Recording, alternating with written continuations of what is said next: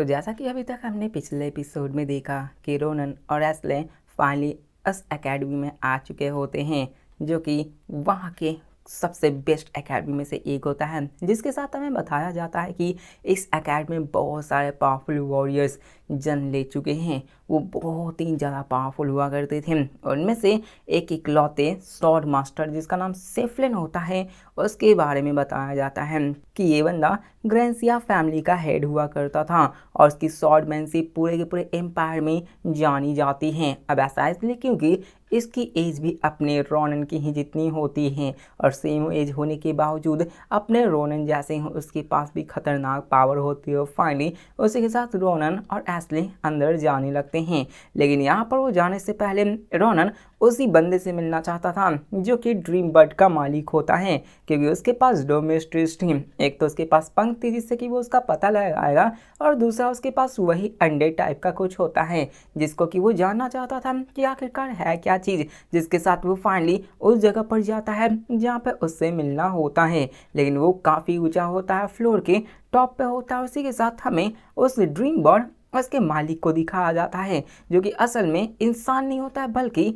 एक लायन होता है। इसका नाम बैरन पैंसियर होता है जो कि जीलियन जो कि फिलियन एकेडमी का प्रोफेसर होता है जूलॉजी के अंदर। अब वो दोनों आपस में बात कर रहे होते हैं, लेकिन तभी अपना रोनन उसके विंडो से ही आ जाता है, जिसको देखकर वो दोनों हैरान हो जाते हैं और डर भी जाते हैं कि आगे का विंडो से कौन आ चुका है। जोरदार का चीख मारते हैं। इसी के साथ यहाँ पे रोनन अंदर आता है, ऐसे बताता है कि देखो मैं ये हूँ, ये पंख दिया है और सारी चीज़ें बताता है, जिसको देखकर यार वो कहता कि ओ ये तो तुम हो जिसने कि मेरे ड्रीम बर्ड को बचाया है। जिसके साथ वहाँ पे उनमें अच्छे से बातें होना शुरू हो जाती हैं। वो बैरन उन दोनों को अच्छे से बैठा कर पहले तो माफ़ी मांगता है और वहाँ पे कई सारी बातें होती हैं। उसे पता चलता है कि अपना रोनन डायरेक्टली विंडो से आया है उस टेलीकिनेसिस पावर्स का यूज़ कर कर। जिसके साथ ये सभी चीज़ें और फैमिली ड्रामा ये सारी चीज़ें होने लगती है और रोनन को ये भी पता चलता है कि ये फिलियन एकेडमी का ही एक प्रोफेसर है। और उस बैरन को भी पता चलता है कि रोनन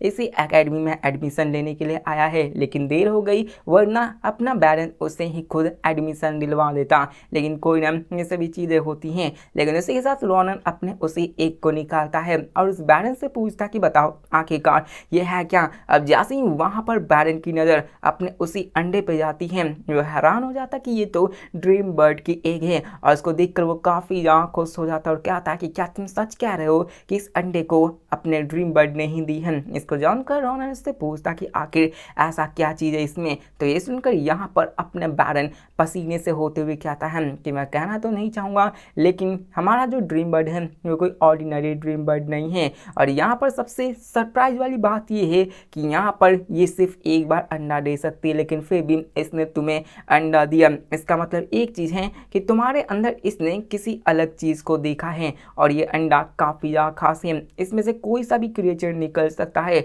वो ड्रैगन हो सकता है या फिर छोटा सा कोई जानवर कुछ भी निकल सकता है। ये प्रेडिक्ट नहीं किया जा सकता है। और इसके अंदर से माना निकलती है और इसके माना को तुम खुद के लिए यूज़ कर सकते हो। तो मैं कह सकता हूँ कि ये तुम्हारे लिए काफ़ी ज़्यादा यूज़फुल होने वाली है। और ये साथ उनके बाद उनमें कई सारी बातें होती हैं जो कि वही एकेडमी को रिलेटेड होती है। जिसके बाद फाइनली वहाँ से रोनन जाने लगता है, लेकिन वहाँ से जाने से पहले वो अपना बैरन उसे एक मैप देता है जो कि वही का होता है, जो कि उसे एक सीक्रेट जगह पर ले जाने के लिए होती है। जिसके बाद हमें थोड़ी देर बाद उसी फिलियन एकेडमी के मेन एग्जाम साइट का सीन दिखाया जाता है जहाँ पे सबका एग्जाम लेने वाला था। और फाइनली हमें वेटिंग एप्लीकेंट्स रूम के अंदर बाकी और बंदों को दिखाया जाता है, जहाँ पे एक बंदा आकर सबको एक एक करके एग्जाम हॉल में ले जा रहा होता है। उसी के साथ अपना रोनन वहीं पे बैठा होता है और उसी के साथ मारिया भी आई होती है जो कि इंतजार कर रही होती है और इनमें से बात हो रही होती है बहुत फनी वाली। मतलब कि ये सिबलिंग की तरफ फाइट भी कर रहे होते और यहाँ पर भी लड़ रहे होते। लेकिन फाइनली रोनन की टर्न आती है और वो अंदर जाने लगता है, जिसको देखकर मारिया सिर्फ इतना ही कहती है कि फेल मत होना वरना मैं तुम्हें बहुत चिढ़ाऊंगी। जिसको देखकर वो वहाँ पे अंदर चला जाता है। जिसके साथ वो अंदर आता है तो अंदर 5 प्रोफेसर्स बैठे हुए थे जो कि अपने रोनन का एग्ज़ाम लेने वाले होते हैं। अब यहाँ पे उन प्रोफेसर्स की पावर्स काफ़ी ज़्यादा लग रही होती हैं, लेकिन जो बीच में मेन बंदा होता है उसकी पावर्स कुछ ज़्यादा ही होती हैं और हमें उस मेन बंदे के बारे में बताया जाता है कि ये फिलन एकेडमी का आर्कमेज होता है और इसका हेड मास्टर भी, इसका नाम क्रेवर क्रेटियर होता है और ये बंदा डंबलडोर की तरह लग रहा होगा अगर आपने हैरी पॉटर की मूवी देखी होगी, जिसके साथ हमें एक लेडी प्रोफेसर को दिखाया जाता है जो कि अभी तक की मेन कैरेक्टर होने वाली आगे चलकर, क्योंकि ये अपने रोनन की मास्टर बनने वाली है। इसका नाम नेवी रोज होता है। अब ये एक फॉर्मर स्वॉर्ड मास्टर होती है और ये कुछ ज़्यादा ही पावरफुल होती है, जिसके साथ रोनन खुद को इंट्रोड्यूस करता है और हेड मास्टर भी उससे बात करने लगते हैं कि मैं क्रेवर क्रेटियर हूँ, इस फिलियन का हेड मास्टर, जिसके साथ वो वहाँ पे कहता है कि चलो अब तुम्हारा टेस्ट होने वाला है। सबसे पहले तो तुम्हें अपने एक टेक्निक को डिमॉन्स्ट्रेट करना है, सामने डमी रखा हुआ है उस पर तुम कर सकते हो। तो ये सुनकर वो कहता कि ठीक है। वैसे वो ये भी कहता कि मैं ज़्यादा फैंसी नहीं करूँगा, बस एक क्विक स्लैशिंग लगाने वाला हूँ। अब यहाँ पे ये बात सुनकर सारे प्रोफेसर हैरान हो जाते हैं कि सिर्फ ऑर्डिनरी से स्लैशिंग ये हमारे एकेडमी में एडमिशन लेना चाहता है और सारे बंदे आपस में बात करने लगते हैं कि ये डमी इतना भी कमज़ोर नहीं है, ऑर्डिनरी स्लैश तो इस पर काम भी नहीं करेंगे, ये खुद को हील कर सकता है। और वहाँ पे सब लोग अलग अलग तरीके की बातें बनाने लगते हैं, लेकिन जो मेन लीडर होता है क्रेवियर कैटन, वो अपने रोनन को देखते हुए कहता है कि फिलहाल में इसकी पावर्स को देखना पड़ेगा, हमें इसको डिस्करेज नहीं करना चाहिए। लेकिन तभी वहाँ पे रोनन वहाँ पे देखता है और अपने अटैक्स को करने लगता है, लेकिन अपने प्रोफेसर जब अपने रोनन को देखते हैं तो उन्हें अजीब महसूस होता है क्योंकि रोनन के अंदर से कुछ ज़्यादा ही अलग एनर्जी निकल रही होती है। और वहाँ पर तभी अपना रोनन अटैक करता है और एक सीधा सिंगल स्लैश लगाता है, लेकिन इस स्लैश को देखकर जो नेवी रोज होती है वो हैरान हो जाती है और वो अपने रोनन की तरफ ही देखना शुरू हो जाती है। लेकिन उसी के साथ बाकी के हेडमास्टर भी अपने रोनन के बारे में बात करने लगते हैं कि वैसे ये नॉर्मल स्लैश है, क्योंकि किसी को पता ही नहीं चलता कि स्लैश कितना ही ज़्यादा पावरफुल है। लेकिन तभी हमें हेडमास्टर को दिखाया जाता है जो कि इस स्लैश को देखकर काफ़ी ज़्यादा हैरान हो गया होता है क्योंकि यही अच्छे से देखा होता है। लेकिन तभी नेवी रोज वहाँ पे उठती है और सीधे अपने रोनन पे ही अटैक कर देती है, लेकिन वो उसको मारती नहीं बल्कि उसके गले पे ही अपने तलवार को ले जाकर रख देती है, जिसको देखकर रोनन कहता कि ओह गॉड, तुमने तो मुझे डरा ही दिया।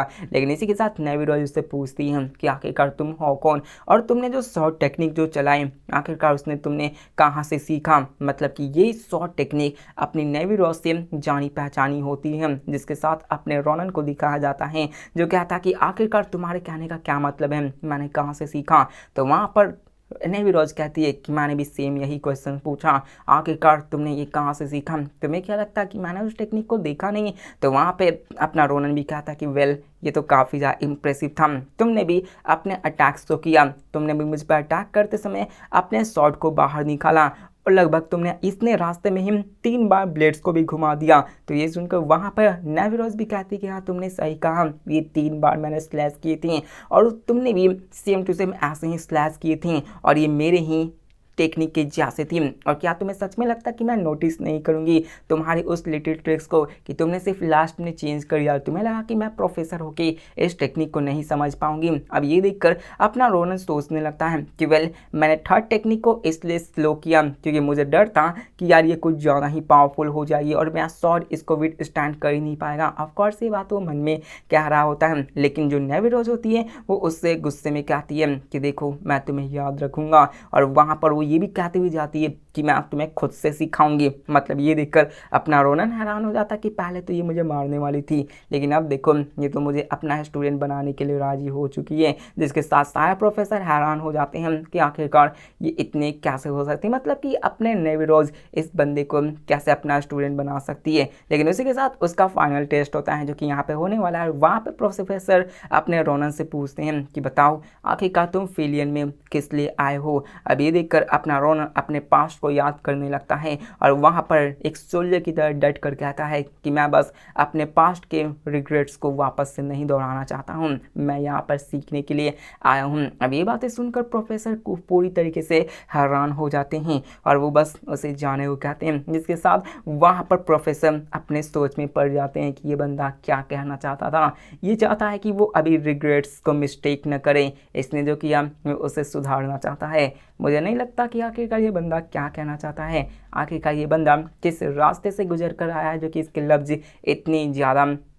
ऊपर के जाते हैं, जिसके साथ वहाँ पर वो आपस में बात कर रहे थे। बाकी ये प्रोफेसर को लग रहा था कि यार अपनी नेविरोज ने बेकार में उसको स्टूडेंट को चूज़ कर लिया, लेकिन जैसे वहाँ पे रोनन जा चुका था वहाँ पर जो पुतला होता है वो कट कर गिर चुका होता है, जिसको देखकर सारे के सारे प्रोफेसर हैरान हो जाते हैं जो कि रोनन के बारे में गलत सोच रहे होते हैं। लेकिन इसी के साथ रोनन भी बाहर आता है और इन सब के बारे में सोचने लगता है और यहाँ पर उसको खुशी होती है कि यार चलो मैं यहाँ से बहुत कुछ ही सीखने वाला हूँ, क्योंकि यहाँ पे प्रोफेसर भी काफ़ी ज़्यादा पावरफुल होते हैं। लेकिन हमें दिखाया जाता है थोड़ी देर बाद का सीन जहाँ पर रोनन कुछ ज़्यादा ही बुरी हालत के साथ मारिया और एस्ले के सामने खड़ा बैठा होता है और वहाँ पर हमें पता चलता है कि रोनन ने जो राइटिंग एग्जाम होता है उसको बहुत ही बुरी तरीके से पास किया होता है, क्योंकि अपनी मारिया ने जो बहुत सारी किताब दी थी तो उसमें से भी रोनन ने सिर्फ एक किताब को भी ना ख़त्म कर पाया था, जिसकी वजह से उसकी जो राइटिंग एग्जाम होती है वो कुछ ज़्यादा ही बकवास होती है। और यहाँ पे सबको डर था कि कहीं रोनन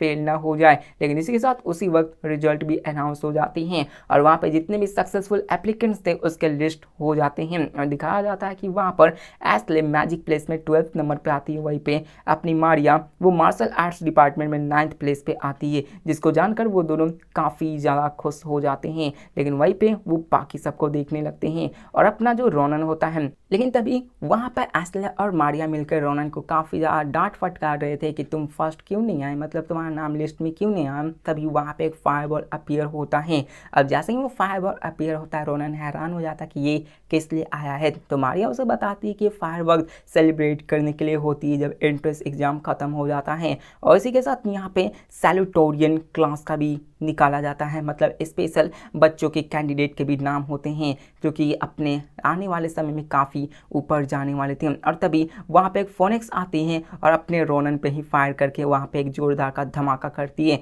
और इसी के साथ अपने जो स्पेशल स्टूडेंट में रोनन को सिलेक्ट कर दिया जाता है, जहाँ पे पता चलता कि प्रैक्टिकल एग्जाम में सबसे पहला रैंक रोनन का आया होता है, वहीं पे रिटन एग्जाम में रोनन का रैंक 5712, मतलब कुछ ज़्यादा ही खराब आया होता है। अब इस चीज़ को देखकर यार रोनन वो हैरान हो जाता है, वहीं पे एस्ले और मारिया वो काफ़ी ज़्यादा खुश हो जाती है कि चलो तुम पास तो हो गए, और ये देखकर वो काफ़ी ज़्यादा खुश होती है। लेकिन तभी यहाँ पे अपने रोनन को एक चीज़ याद आती है कि अगर मैं फर्स्ट प्लेस पे आया हूँ तो इसका मतलब ये हुआ कि वो बंदा सेकंड प्लेस पर आया है और मैं उसके टेम्पर को काफ़ी अच्छे से जानता हूं कि वो इससे खुश नहीं हुआ होगा, और क्यों तो मुझे लग रहा है कि ये बहुत ज़्यादा बुरी फीलिंग मुझे दे रही है। लेकिन इसी के साथ हमें एक और बंदे को दिखाया जाता है जो कि अपने रोनन के पीछे आ चुका था और वो किसी नोबल फैमिली से बिलोंग करता है। वो यहाँ गुस्से से कहता है कि तुम ही वो पहले बंदे हो जो कि फर्स्ट प्लेस पे आए हुए हो। अब ये देखकर रोनन कहता कि डैम इट, मुझे तो लगा ही था, लेकिन मैं कुछ ज़्यादा ही जल्दी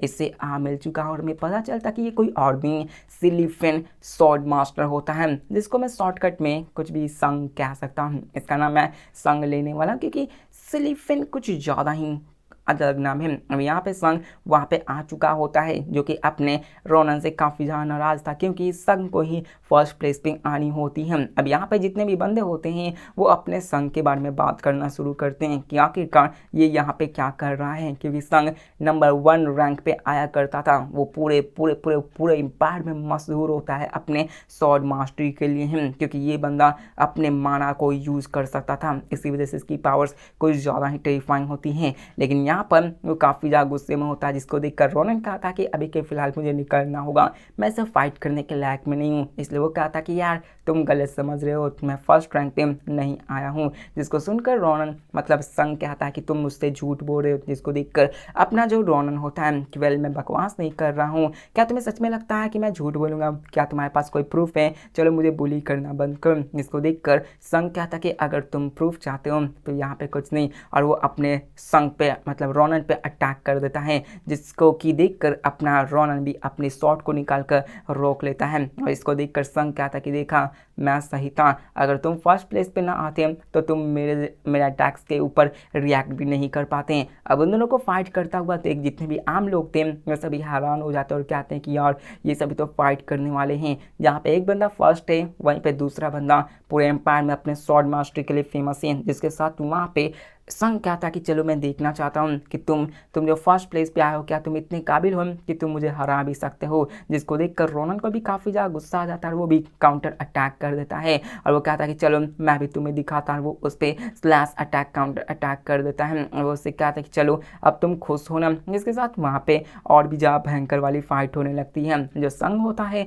वो रोनन पे अटैक करना छोड़ता नहीं क्योंकि उसे काफ़ी ज़्यादा गुस्सा आ रहा होता है। उसमें लगातार फाइट होने लगती हैं और वहाँ पर संग के पावर्स काफ़ी ज़्यादा होती हैं, लेकिन वो फिर भी अपना रोनन के साथ मैच कर रहा होता है। जिसको देखकर अपना रोनन कहता है कि वेल, अगर मैं इससे फाइट करता रहा तो एक समय आकर ये अपने ऑरा को भी यूज़ करना शुरू कर देगा, जो कि मेरे लिए अच्छी नहीं होगी क्योंकि हर एक पावरफुल स्ट्राइक जो कि ऑरा से क्रिएट होती है वो कुछ ज़्यादा ही खतरनाक होती है और इसी ऑरा के कारण इसको मेलस्ट्रॉम ब्लेड भी कहा जाता है। और उस ऑरा को जब ये यूज़ करेगा तो मेरे पास कोई भी ऐसा रास्ता नहीं कि मैं इसको सर्वाइव कर पाऊंगा। जिसको देखकर वहाँ पर वो कहता है कि चलो मुझे यहाँ से निकलना होगा। अब इस चीज़ को देखकर रोनन कहता है कि चलो निकलना होगा, लेकिन वहाँ पे संग कहता है कि तुम भाग नहीं सकते और वो फिर से उसके ऊपर अटैक कर देता है। लेकिन दिखाया जाता है कि वहाँ पे रोनन सीधे जाके एस्ले को ही पकड़ लेता है। जिसको देखकर वहाँ पर संग कहता है कि आखिरकार तुम इतने डरपोक कैसे हो सकते हो कि एक लेडी को अपना शील्ड बनाना चाहते हो। वहाँ पर वो कहता है कि यार ये सब चीज़ गलत है और तभी वहाँ पे एस्ले चिल्ला कर कहती है कि मैं एक आदमी हूँ। लेकिन यहाँ पर ये सभी ऐसे ही चल रही होती हैं और वहाँ पर इस चीज़ को देखकर जो संग होता है वो रुक चुका होता है, मतलब कि वो अटैक करना बंद कर देता है। जिसका मौके का फ़ायदा उठाकर अपना रोनन उसके ऊपर काउंटर अटैक करता है, जिसकी वजह से वो थोड़ी देर वैसे ही बैठा रह जाता है। इस मौके का यूज़ करके वो वहाँ पर उन दोनों लेडी को लेकर भाग जाता है, लेकिन उनके भागने के बाद ही अपने रॉयल गार्ड्स आते हैं जो कि अपने संग से मिलने के लिए आए हुए होते हैं और उससे आकर पूछते कि क्या तुम ठीक हो ना। और वहाँ पर उससे पूछते कि आखिरकार वो बंदे कौन थे, हमें बताइए, हम जाके उसको मार डालेंगे। लेकिन वहाँ पर मारने की बात नहीं बल्कि उनको किडनैप कर डालेंगे। लेकिन इसी के साथ वहाँ पे संग कहता है कि वैसे वो कोई चिंता करने की बात नहीं है, वो मेरे लिए एक फेयर फाइट थी और इसके लिए तुम सबको चिंता करने की कोई ज़रूरत नहीं है। लेकिन जैसे ही वो अपने शॉट की तरफ देखता है, शॉट में दरारें पड़ चुकी होती हैं क्योंकि यार ये शॉट कुछ ज़्यादा ही पावरफुल थी। इसलिए वो हैरान हो जाता कि ये बंदा कुछ ज़्यादा ही पावरफुल था और ये कोई ऑर्डिनरी सा शॉट में नहीं हो सकता है। लेकिन वो काफ़ी ज़्यादा खुश होता कि चलो उसको कोई एक अच्छा सा ओपोनेंट मिल चुका है और वो कहता है रोनन मैं तुम्हें याद रखूंगा। जिसके साथ हमें दूसरे दिन के सेमो फॉरेस्ट का सीन दिखाया जाता है जहाँ पर रोनन और एस्ली उसी मैप को लेकर आगे बढ़ रहे थे जो कि बैरन ने उसे दिया होता है और वो आगे बढ़ते जा रहे होते हैं। इसके साथ एस्ले वो सवाल पूछती कि क्या तुम सच में सेफ रहोगे क्योंकि कल तुमने उस प्रिंस से फाइट की थी, अगर वो चाहता तो वो तुम्हारे ऊपर चार्ज लगा के तुमको अरेस्ट भी करवा सकता था। लेकिन यहाँ पर रोनन बताता है कि वो ऐसा नहीं करेगा। मैं अच्छे से जानता हूँ कि वो भले ही नोबल मैन है लेकिन वो बाकी की तरह नहीं है, वो अपने प्राइड के ऊपर काफ़ी अच्छे से काम करता है। क्या तुम्हें सच में लगता है कि अभी तक हम सेफ होते? अगर वो हमें पकड़वाना चाहता था तो वो भी कहता है कि ठीक है। लेकिन फाइनली वो बातें करते करते एक पॉन्ड के पास आ जाते हैं जो कि एक पेनाडो पॉन्ड होता है। पेनाडो पॉन्ड वो होता है जिसके अंदर काफ़ी मात्रा में माना पाई जाती हैं जिससे कि आप अपने अंदर एब्जॉर्ब कर सकते हो उसमें अंदर नहाकर। जिसको देखकर या वो दोनों भी हैरान हो जाते हैं कि प्रोफेसर ने उन्हें इतनी पावरफुल चीज़ जगह दी है। और यहाँ पर जब एस्ले उस पानी को ट्राई करती है तो उसकी माना की पावर्स भी बढ़ जाती है, जिसको देखकर वो हैरान हो जाती है। लेकिन तभी दिखाया जाता है कि जो अपने रोनन के पास अंडा होता है ना वो वहाँ के माना को एब्जॉर्ब करना शुरू कर देता है। लेकिन तभी वहाँ पे कुछ आवाज़ होना शुरू हो जाती है क्योंकि वहाँ पे कुछ लोगों की आवाज़ें आ रही थी जो कि इसी तरफ आ रहे होते हैं। जिसको देखकर रोनन कहता है वाव ये क्या ही चीज़ है, ये लोग हमेशा मेरे पीछे पड़ जाते हैं। जिसके साथ वहाँ पे वो छुप जाते हैं क्योंकि वहाँ से उन्हें खून की बदबू आ रही थी, मतलब यहाँ पे किसी को मारा जा रहा होता है। जिसके साथ यहाँ पे रोनन कहता है कि चलो हमें ये सब चीज़ करनी होगी, हमें वहाँ पर जाके देखना होगा। लेकिन इसी के साथ हमें दिखाया जाता है कुछ बंदों को जिन्होंने मास्क लगाए होते हैं, उनके पास बो एंड एरो भी होता है और वो सीधे अपने रोनन पे ही अटैक करता है। लेकिन रोनन बड़ी आसानी से उनके बो को बीच रास्ते में ही काट देता है और रोनन उन एरोज को देखते हुए कहा था कि मैं इन एरोज को पहचानता हूँ, मैं पहले भी इसको देख रखा हूँ। बताया जाता कि पास्ट में जब वो पैनल सोल्जर कैंप में रहा करता था तो उसी के एक बंदे ने उसको एक एरो दिखाई थी जो कि यार वो काफ़ी ज़्यादा पावरफुल थी। अब यहाँ पे उस टीम का अपना रोनन कैप्टन हुआ करता था और वहाँ पे वो रेड बालू वाला बंदा उसे सिखाते हुए कहा था कि देखो ये हमारे सिर्फ ऑर्गेनाइजेशंस के मेंबर्स को ही मिलती है और ये काफ़ी पावरफुल एरो है और ये कैनिबल हंटिंग डॉग्स के द्वारा यूज़ की जाती हैं, जो कि बहुत ही भयंकर होती हैं। अब ये कैरी बैलो वही होती हैं जो कि दूसरे ग्रुप्स को मारा करती थी, उन्हें लूटा करती थी और वही लोगों को किडनैपिंग किया करते थे। और फाइनली ये फिर से अपने रोनन पर अटैक करने के लिए आ गए, जिससे कि रोनन काफ़ी ज़्यादा गुस्सा होता है और कहता है कि मुझे इनको ठिकाने लगाना ही होगा। अब ये देखकर यार वहाँ के जो लोग थे जो कि अटैक किए थे वह हैरान हो जाता कि इस बंदे ने तो हमारे एरो को भी डिफ्लेक्ट कर दिया, ये काफ़ी ज़्यादा खतरनाक लग रहा है। लेकिन तभी अपना रोनन उन सभी के सामने आ जाता है और इस चीज़ को देखकर वहाँ पर वो सारे बंदे भागना शुरू कर देते हैं। लेकिन रोनन क्या था कि अगर ये सभी अलग अलग डायरेक्शन में भागे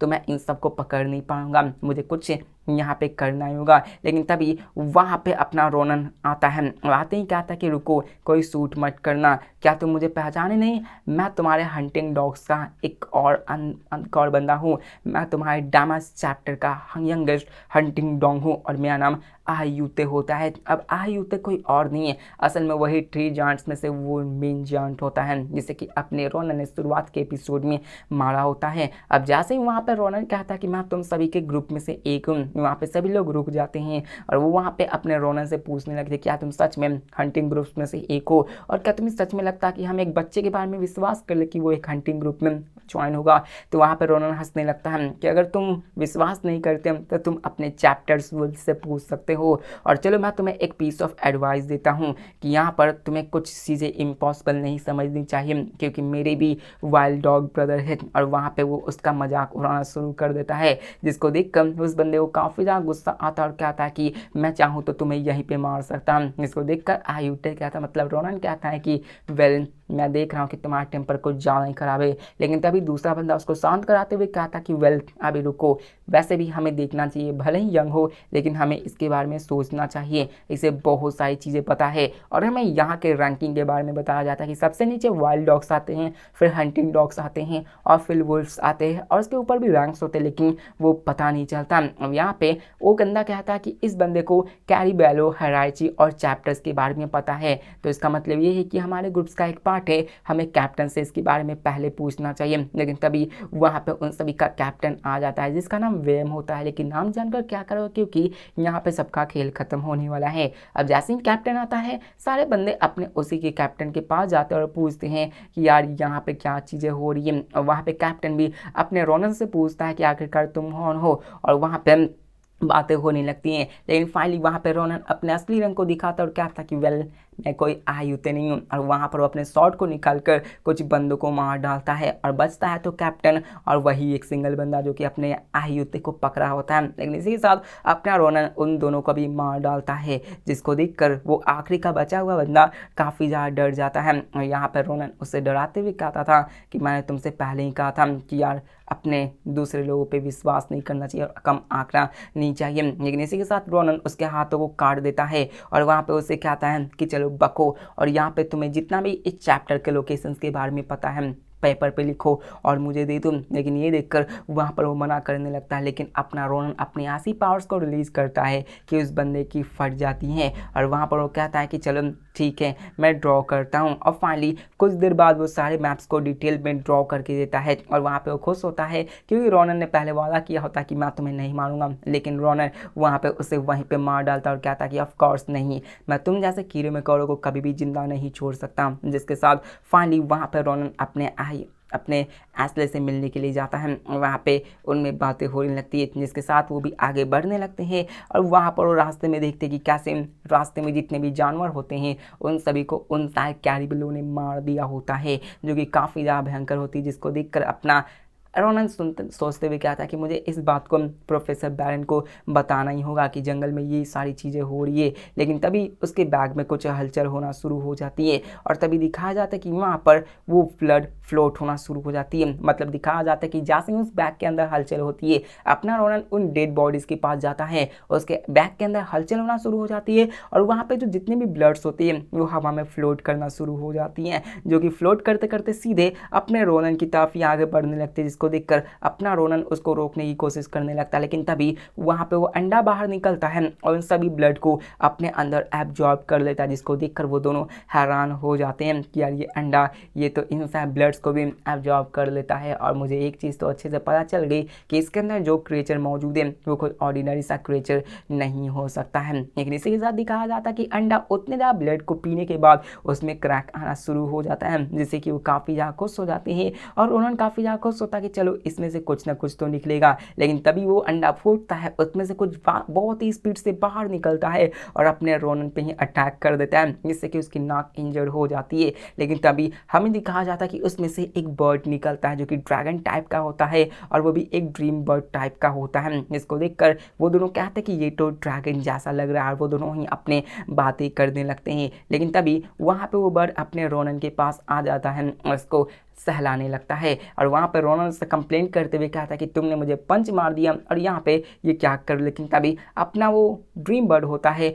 वो अपने रोनन को सारी इंजरीज हील कर देता है, जिसको देखकर वो भी हैरान हो जाता है कि क्या कट हील हो चुकी है। लेकिन उसी के साथ वो दोनों आपस में प्यार करने लगते हैं और वहाँ पर फाइनली अपने उसी बर्ड का नाम देने की बारी होती है और वहाँ पे वो बर्ड कहता है कि मुझे नाम दो और वहाँ पे ऐसे ही चलने लगती है और फाइनली अपना रोनन उसको नाम देने जाता है। लेकिन तभी दिखाया जाता है कि वो ड्रीम बर्ड किसी और के पीछे भागना शुरू करती है, क्योंकि वहाँ पे एक और बंदा मौजूद होता है और ये बंदा वॉल्यूस होता है जो कि चैप्टर्स का एक इरेंट बॉय होता है और वो वहाँ से भागने लगता है। अब यहाँ पे वो भाग रहा होता है लेकिन अपने ड्रीम बर्ड को उसके बारे में पता चल चुका था, तो वो उसके पीछे जाने लगते हैं और रोनन उसके पीछे जाएगा। अब इसी के साथ हमारी ये पार्ट खत्म होता है, तो देखते हैं वो बंदा कौन था। उसने सारी चीज़ें देख ली थी, तो आखिरकार रोनन से बचकर जाने देगा या फिर नहीं और आगे क्या जर्नी होने वाली है। तब तक के लिए बाय।